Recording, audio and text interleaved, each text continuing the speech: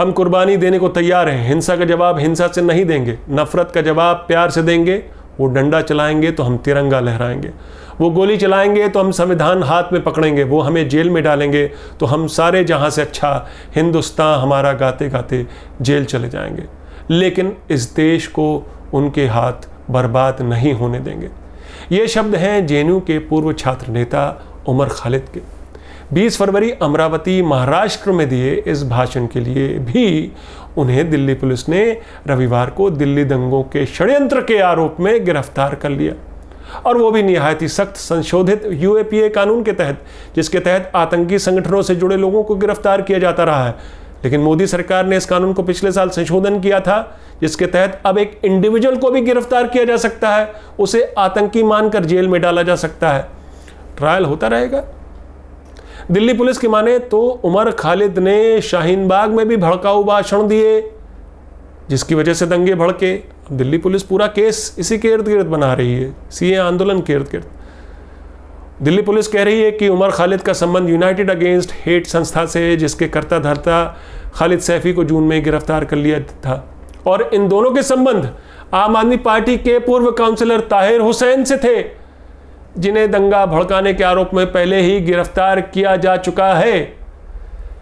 Delhi police की लगातार ये कोशिश है कि कैसे भी फरवरी में दिल्ली के उत्तर पूर्व इलाकों के दंगों को शांतिपूर्ण सीएए आंदोलन से जोड़ा जाए।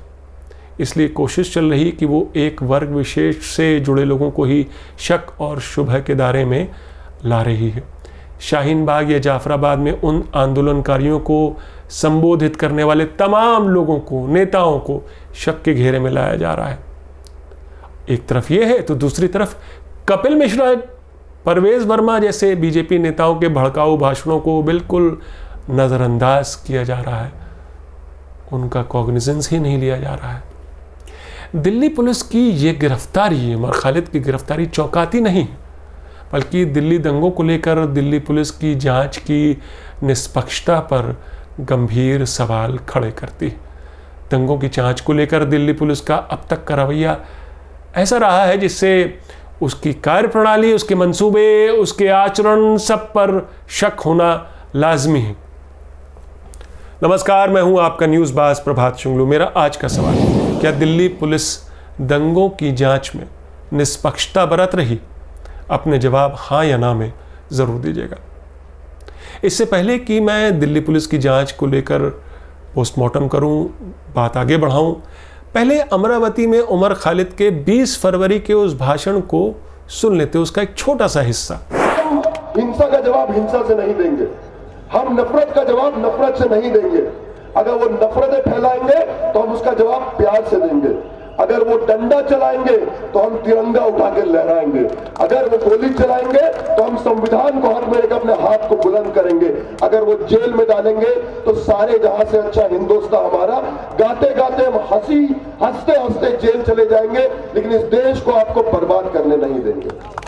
सवाल ये उठता है कि आखिर जो युवा नेता नफरत तो दूर, नफरत को प्यार से जीतने की बात कर रहा है, संविधान को सर्वोपरि मानते हुए लोकतांत्रिक प्रक्रिया में विश्वास जता रहा है, हिंसा के बदले दिलों को जीतने की बात कर रहा है, उसे ही षड्यंत्रकारी क्यों बताया जा रहा है?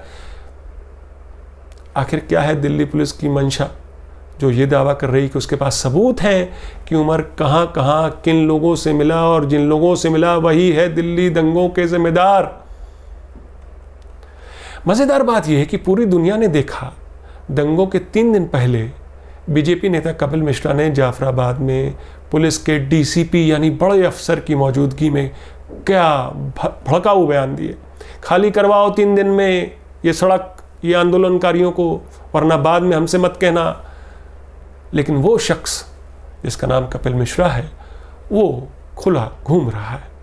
दिल्ली हाई कोर्ट भी पुलिस को उसका वो वीडियो दिखाती है, पूछती है, अरे भाई क्या हुआ इनका, एफआईआर क्यों नहीं दर्ज हुई, एफआईआर दर्ज कीजिए इनके खिलाफ। मगर पुलिस टस से मस नहीं होती, बल्कि उस जज का तबादला हो जाता है। लेकिन कपिल मिश्रा तो सीए के समर्थन वाली आवाज़ है, वो तो खुद सत्ताधारी पार्टी का हिस्सा है। कपिल मिश्रा ही क्यों, मोदी सरकार में मंत्री अनुराग ठाकुर की वो हेट स्पीच कौन भूल सकता है। देश के गद्दारों को, उधर भीड़ से आवाज़ आती है, गोली मारो सालों को।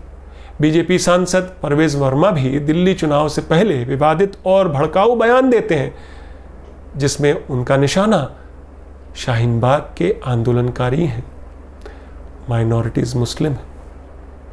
सवाल यही कि आखिर दिल्ली पुलिस को परवेज वर्मा, कपिल मिश्रा या अनुराग ठाकुर के बयान कतई इग्नोर करने लायक क्यों लगते हैं? क्यों पुलिस उन पर कार्रवाई नहीं करती? क्यों पुलिस एक समुदाय विशेष और एंटी सीए आंदोलन से सहानुभूति रखने वालों को ही दंगों से जोड़ रही? क्या इस देश में सरकार की किसी नीति और कानून का विरोध करना गैर संवैधानिक है? उमर खालिद ही नहीं, सीए विरोध में शाहीन बाग या जाफराबाद के आंदोलनकारियों को संबोधित करने गए तमाम पार्टी नेताओं, प्रोफेसरों और बुद्धिजीवियों को भी नहीं बख्शा जा रहा, वो भी शक के घेरे में लाए जा रहे। लेफ्ट पार्टियों के नेताओं या उस विचारधारा से जुड़े प्रोफेसरों और दूसरे लोगों के नाम भी दंगों की साजिश में उछाले जा रहे। सीपीएम नेता सीताराम येचुरी, स्वराज पार्टी के योगेंद्र यादव, जेएनयू की प्रोफेसर जयती घोष और दिल्ली यूनिवर्सिटी की प्रोफेसर अपूर्वानंद के नाम भी एक चार्जशीट से जुड़े डिस्क्लोजर रिपोर्ट में डाले गए हैं, जिसमें documentary film maker Rahul Roy का भी नाम है। इनमें से उमर खालिद की गिरफ्तारी हो चुकी है, जिनकी गिरफ्तारी अब तक नहीं हुई, आगे हो सकती है। आखिर दंगों की अब तक की जांच में दिल्ली पुलिस का रवैया क्या संकेत देता है? क्या दिल्ली पुलिस के इस रवैये से हमें कहीं भी ये संकेत मिलते हैं कि दिल्ली पुलिस इन दंगों की तफ्तीश को सही दिशा में ले जा रही है? क्या हमें लगता है कि पुलिस का मकसद वाकई असली दंगाइयों को पकड़ना है? ये वो दिल्ली पुलिस है जो रिपोर्ट करती है गृह मंत्रालय को सीधा अमित शाह को, जो रिपोर्ट करते हैं प्रधानमंत्री नरेंद्र मोदी को। जाने माने रिटायर्ड पुलिस अफसर जूलियो रिबेरो ने भी दिल्ली पुलिस की जांच को लेकर इस मामले में आपत्ति जताई है।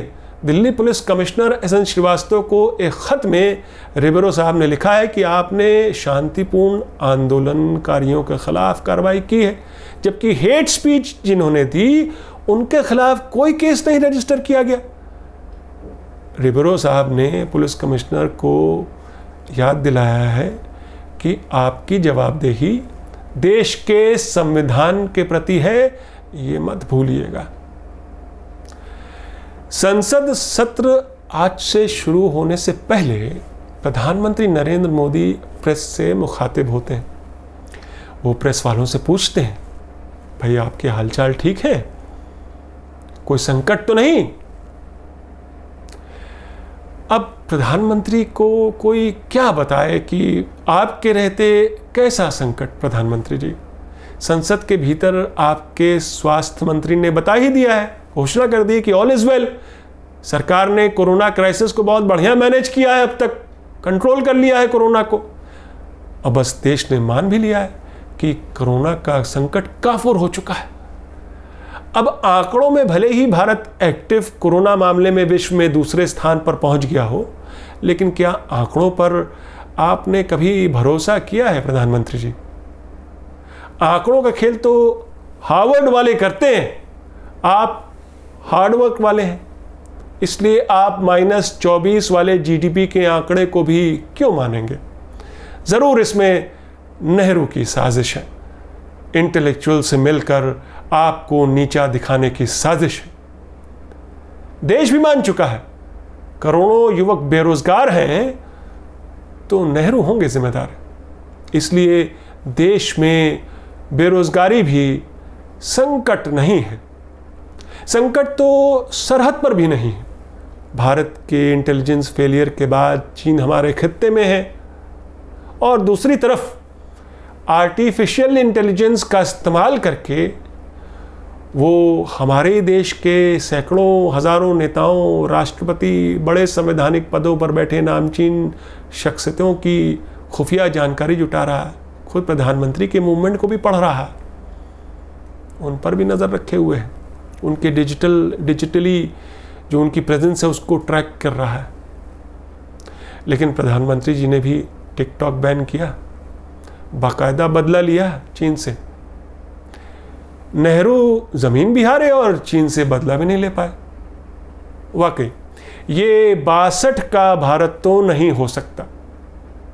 हाँ, एक संकट जरूर है सांप्रदायिकता का, और आपकी सरकार ने भी, प्रधानमंत्री जी, बता दिया है कि कौन है सांप्रदायिकता और नफरत फैलाने वाले लोग। वही जो आपकी सरकार से सवाल पूछते हैं, आपकी सरकार की नीतियों का विरोध करते हैं, वही जिनको आप उनके कपड़ों से ही पहचान लेते हैं, यही लोग हैं जो देश पर संकट लाते हैं। CAA और NRC पर सरकार की मंशा पर सवाल पूछते हैं, सवाल खड़े करते हैं, वो लोग ही सांप्रदायिक दंगों के षड्यंत्र में शामिल होते हैं। मीडिया के अपने कारिंदों को आपने जो प्रचार प्रसार विभाग का जिम्मा सौंपा है, उसके बाद तो यही लगता है कि देश ने ये गोला भी सटक लिया है। वो दंगे जिसमें एक पुलिस अफसर सहित 53 लोग मारे जाते हैं और उन 52 लोगों में ज़्यादातर मुसलमान मारे जाते हैं, उन दंगों को लेकर पुलिस का पक्षपाती रवैया क्यों है, ये जानने के लिए क्या हमें इतना जान लेना ही काफ़ी नहीं है कि नए भारत के निर्माण में सबका साथ और सबका विश्वास महज एक जुमला भर रह गया है। मेरा आज का सवाल फिर दोहराता हूं, क्या दिल्ली पुलिस दंगों की जांच में निष्पक्षता बरत रही? अपने जवाब हाँ या ना में ज़रूर दीजिएगा। तो ये थी आज की न्यूज़बाजी। फिर मिलेंगे एक नई न्यूज़बाजी के साथ। तब तक के लिए नमस्कार।